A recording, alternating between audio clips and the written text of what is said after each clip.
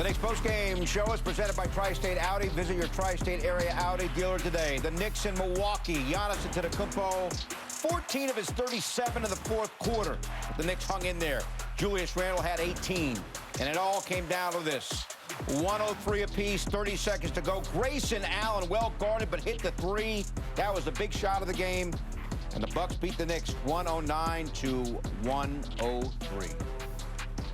Great to have you with us from our Delta MSU studios. Bill Pito, Monica McNutt, Alan Hahn, and Wally Szczerbiak. And guys, third straight home game, Alan, in which the Knicks play really well and just come up short in the last stages of the game. The last three games at home, they have lost by an average of 4 points. An average of 4 points a game. I mean, these have been down the stretch kind of games. They've had the ball in their hand with a chance to take a lead late. And even in this game, at the free throw line with a chance to take a lead late. But the effort part that we've been talking about, getting stops and all those things you have to do against good teams, they did here. Mitchell Robinson, one of the biggest games he's played as a Knick in his performance with 20 rebounds, 11 offensive rebounds. And the Knicks with 28 points off of second chances, which is 19 offensive rebounds. All the things. If you're going to be a team that, against a defense like this, you know you're going to shoot a low percentage. You got to get those extra possessions. They got them in this game. But they go from a night. Last night, they had their best three-point shooting night of the season. And tonight, they had one of their worst. And six for 20 in this game. 6 for 30. 6 for 30 in this game, which, you know, the three-point shot escapes them once again. But I don't know what to blame. You know, like, it's just they made a great play on that dribble handoff to Grayson Allen. Who was well guarded. And the Knicks did not make a shot that they needed to make late in this game. Yeah, I don't know. Obviously, you can dissect the film, and there are places where the Knicks could have been better. But I think we continue to see the margin of error in terms of trying to win basketball games. It's so slim. To be tied 103, I mean, we can go back to the free throw, maybe not. But then you play defense well. You go under the screen. Okay, we could have debated whether you go over the screen. Grayson Allen still can put the ball on the floor. But you get the look on the other end. You need to get a rebound, an offensive rebound, to give yourself a second chance opportunity. You come up short. You can't say enough about Mitch's performance tonight. Obviously one of the best of his career, a season high in terms of his rebounding. And Jalen has the ball in a position to make big-time plays in the fourth. Yeah, and, you know, it just comes down to, you know, this team has championship DNA in it. Despite the fact they didn't have Giannis on the last couple possessions, they have guys that are not afraid of the moment. Yeah, important to point out that Giannis Antetokounmpo fouled out with a minute to go. So when Allen hit that shot, Antetokounmpo was out of the game. It's a tie game. You would think the Knicks have an advantage right here. This Knicks team, they play hard. I agree. Yeah. Alan and Monica, they play hard. They're extremely well coached. They're extremely well prepared. They turned this game into a grinder-type game. They defended Giannis perfectly. They were daring him to shoot. They made him take tough shots. They forced him to earn some shots at the free throw line, which he did do. But at some point, this Knicks group has to go into the end of a game. And a lot of failures, they have to figure out how to get over the hump, get that win, so when they step up at the end of the game, they say to themselves, especially on their home floor, there's no way I'm losing this game. We are going to be the ones that make those winning shots and those winning plays. Right now, I don't see that confidence on the face of the guys. Tell you what, this was close the entire night, Wally. I mean, the biggest lead either team had was 7 points. Yeah. It was that kind of night. It came down to the final stages, final stretch. That's it. And, you know, R.J. Barrett got going in this one. He played really well. You know, Giannis flying through the air all over the place here. He was tremendous. And then R.J. Barrett, you know, nice little floater. He did a great job attacking the basket. Looks like he's kind of found his game, shot over 50%. But I'll tell you, Drew Holiday is so much better than he gets credit for. He's one of the most underrated players in the NBA. Big tip in by Randle, cuts the lead to 2. Move, by the way, and how strong is that? There's the move to tie the game up. The game tied up. There's the big block, though. That was huge. The block by Lopez. He's such a good defender. And here, tie game, Grayson Allen off the screen. R.J. Barrett pretty well defended, but when you have a shooter like that, you just have to be a little bit tighter with your anticipation. You gave him an open look off that. You were just a step slow off that screen. You kind of went under the screen, and then that's all Grayson Allen needs. He's not afraid of the moment. He's played in big playoff games. He's played in NBA Finals type scenarios, so he is not afraid to make that big shot, especially on the road. And then RJ, I love what he did on the next possession.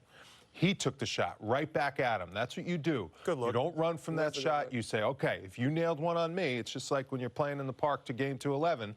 I'm going to nail the next shot on you. I love that he took it. He missed it, but that was, I think, a good take by him to be aggressive to take that shot. And keep in mind, he was 2 for 3 from 3 before he took that shot. So it's not as if he was having a poor shooting night. It wasn't like he forced anything. He had a clean look. He had a couple of threes in this game. That one was just long. If I can nitpick one thing in this game, and we saw it late, again, Mitch got fouled. He made 1 of 2. Jalen Brunson gets fouled after Mitch hustles to get the offensive rebound. And that took a lot of, I mean, you miss a free throw, you stay locked in, you get the offensive rebound, you get that extra possession, go back to the line. Jalen Brunson, who has been money from the line, he was 0 for 3 in this game. He did make that 1 out of 2.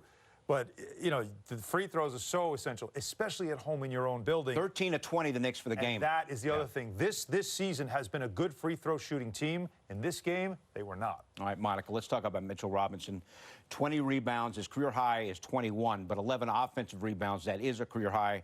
And he also put up 15 points. Active. And I think sometimes for a guy of Mitch's size, you see a guy like Giannis coming in, you mentally something clicks on, right? Like anytime Giannis is opposite of you, you got to lock in. But I thought Mitch did a really good job, one, literally staying upright in the course of this game. His hands were always moving, active. This time, just a great catch, a finish in traffic.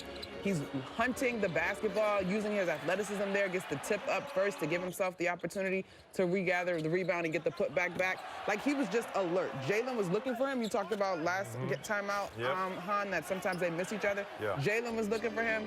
He was aggressive. I thought Mitch battled in there for some of those rebounds. He just really took advantage of his size, his strength. I mean, this is the kind of thing we would love to see from Mitch consistently, of course. And it's starting to come because the conditioning's starting to come. But I'll tell you what, the best stat for me, and I know the offensive rebounding, the 11 is fantastic. The 20 rebounds, fantastic. 33 minutes also for Mitch, fantastic. 2 fouls. 2 fouls with a guy like Giannis, who, what does he do? Goes downhill, goes right at you. He's almost impossible to guard because he takes 1 step this way and 1 step that way, and he's across the lane. It's easy to get caught up in foul trouble when you're trying to guard a guy like that or help on a guy like that. And Mitch, who has had foul issues this season, just 2 fouls. So he played a very disciplined game defensively. I mean, we're not in the game of awarding moral victories, Wally, but when you're in that Knick locker room and you've had this type of performance, is it a positive or is it just frustration again? No, it's a positive. It's early in the season. You still have to figure out sometime soon, we're a quarter of the way through, how to win these close games. And the fact that they're keeping themselves in these games, they're right down to the wire, they're going to figure out a way to, I think, win them. Now, they also got to learn how to make winning plays. Those little plays, you just can't, like, fear the inevitable and fear the negative. And I feel right now when the Knicks get into those close games, they just do little things, like you said, miss free throws, don't get an offensive rebound that they should.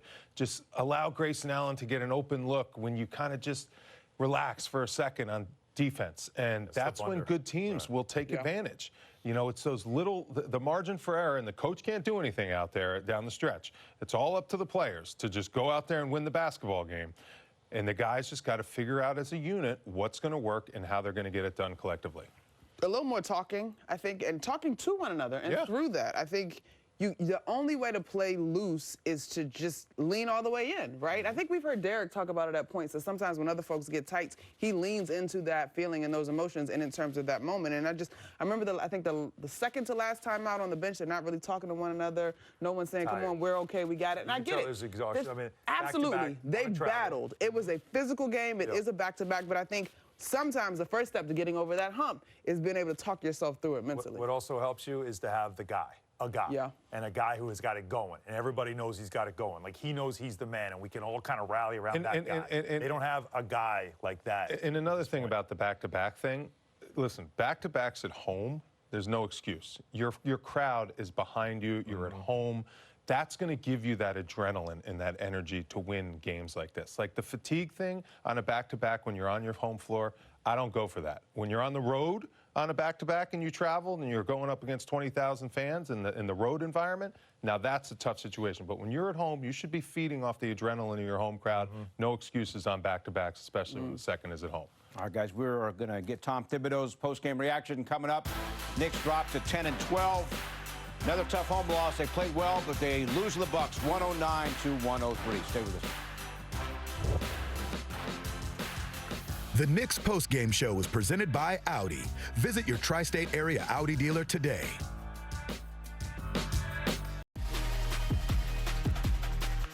Tonight began a stretch of 4 straight for the Knicks at home. Game 2 Saturday, Dallas in town.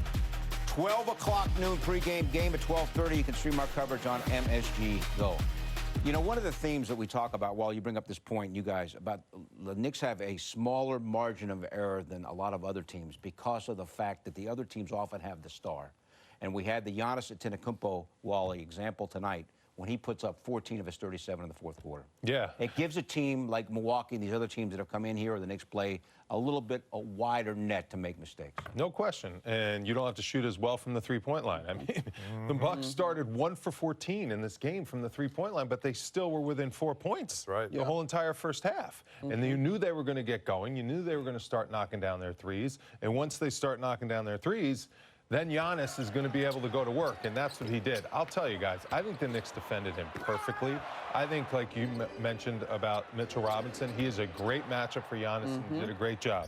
But the guy still ended up with 37 points on 13 for 25. Right, they defended him well, and he had 37. I mean, he makes Julius Randle look like a point guard. But when he gets ahead of steam, Monica, you can't stop him. He's the most incredible athlete I've ever seen live. Yeah, facts. And like, When you watch that guy courtside, he is 7 feet tall. He is shredded. He is ripped. yes. He is just so athletic. It's unbelievable to watch him play. He is an absolute specimen, and he's getting smarter and he's getting better. He's just fun to watch. But anybody, to your point, the 37, any coach will say, all right, we know Giannis is going to do what Giannis does. We have to contain everybody else. And outside of, I mean, Drew Holiday hit some daggers late, and that's kind of what he does quietly. But outside of Giannis, the Knicks did a really good job defensively of kind of containing everybody else. I mean, Giannis is who he is, and Mitch did an excellent job of being physical. I think at times Julius was physical with him, and you could kind of see the physical nature of this game taking a toll on the Knicks. And what Bill said is really what rings true in this league more than ever. It's you have to have stars or a star.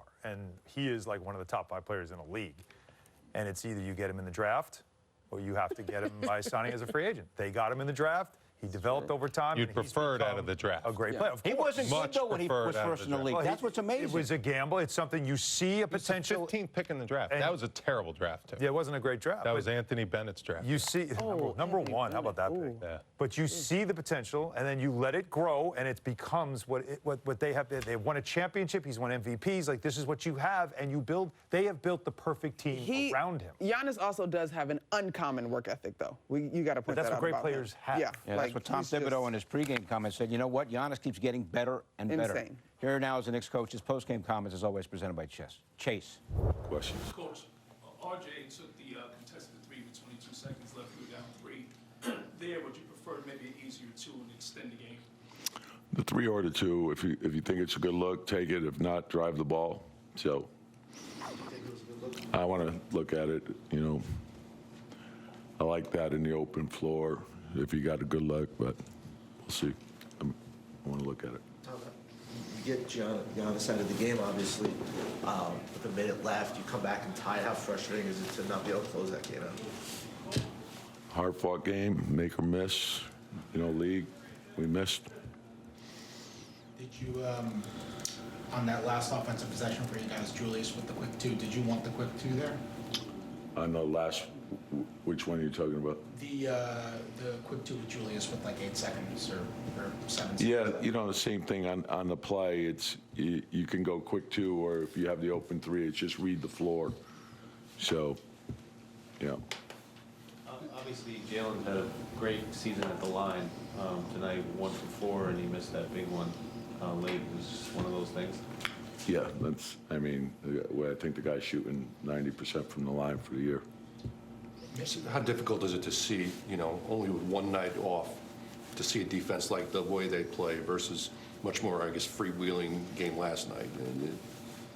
Yeah, I mean, they're a great defensive team. They got 2 7-footers.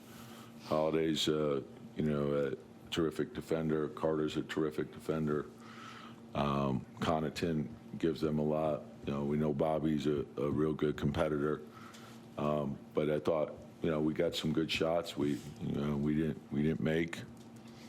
You know, but I liked the way we competed. I thought we did a lot of good things. Mitch has strung together a few really strong performances now. What have you noticed for him that's the reason that why it's kind of going? Yeah, I think his conditioning is probably the biggest thing. You know, And I think that he's put a lot of extra time in. He's gotten better. But I think the conditioning is probably the biggest thing. He's getting his legs under him now. Is there any common, thing in some of these home losses where you're right there and just can't find a way to? Hey, look, this is the league. It's, I thought we had a 16-game month. We had 4 back-to-backs. I thought we played really well on the road. I thought we played well in a lot of these games at home. We had a good chance to win them. Sometimes we, you come into tonight's game and, we're on a back-to-back. They're rested for 2 days. So I thought we had a good chance to win at the end.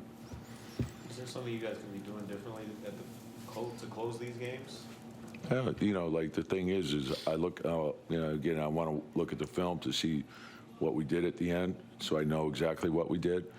But if you're asking about previous games, I love the shots that we got. And I think, you guys have to look at, okay, in totality, what does it look like?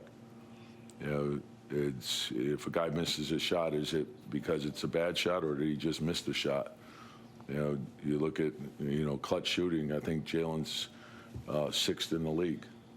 So, I love the shots he's getting. And, sometimes you just fall short. You always think you could do better, and that's the way you have to take each game, learn from it, concentrate on the improvement. And offensively, to me, it's evaluating, okay, is it, did we do the right things to create the shot?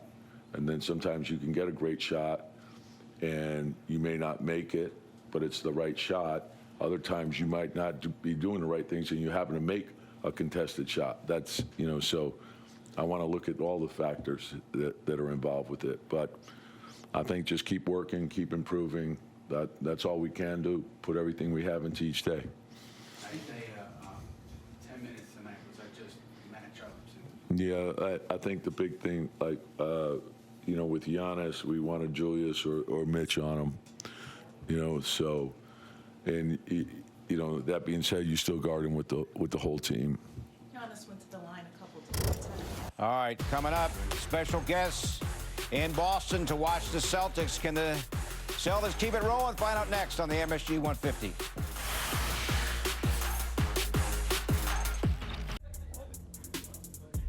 Coming up next here on MSG, it's MSG PM with Monica and Kaz. Obi Toppin tonight mic'd up. Here is how some of it sounded. Oh, yeah, I'm Mike. Go ahead. Talk to who you got to talk to. Hey, mama. Whatever y'all do, don't talk crazy to me. I'm hot, Mike. You want me in the dunk contest? I got to think about it. Bow! You know what you got to do, 30. Let's get it. Hey, you good? You twisting your ankle. Get out, get out, get out. Lob. That's what we do. Come on, y'all. Let's play basketball. Oh, my God, Quinn. I didn't know you had bounce like that. Oh, yeah, Cam.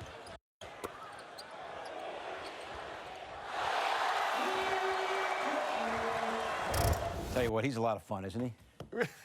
Him going up to Jalen Brunson and saying, "Oh, you twisted your ankle," like, yeah. Well, thankfully he was okay, Jalen Brunson, right? Yeah, thanks. Oh, that's what happened to me. First play of the game too. That was scary. Yeah, that was scary. That was scary. But no one has more fun than Obi. I mean, Yeah. Obi is like in the building when he's at the Garden. I mean, everybody in the building is chanting his name, yelling his name. Like they just love him. So he's very much at home in that building. All right, Obi tonight, 7 points. R.J. Barrett, meantime, had a big game. We'll get his post-game reaction coming up. R.J. with a team-high 26 tonight in the Knicks loss.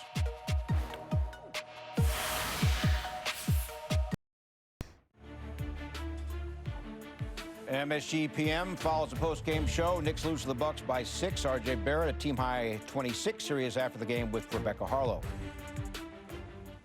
RJ, the largest lead for either side was 7 tonight. In a night like this where you guys are competing so hard and come up with a loss, how do you kind of wrestle that in your mind when the effort was there but you come up short?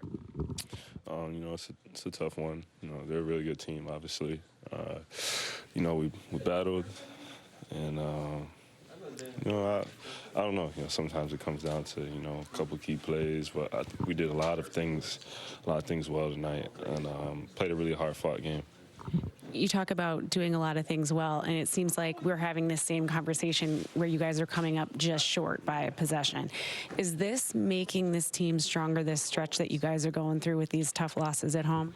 You know, I think we're getting better, you know, and to take from that, obviously, like, loss hurts. You know, you don't want to lose. It's, you know, it's not fun. It's kind of like, it's annoying. No one likes it.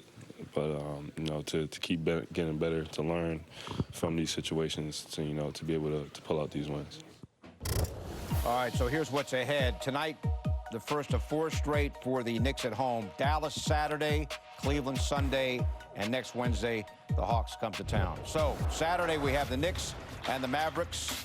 Noon pregame tip-off at 12:30. You can also stream our coverage on MSG Go.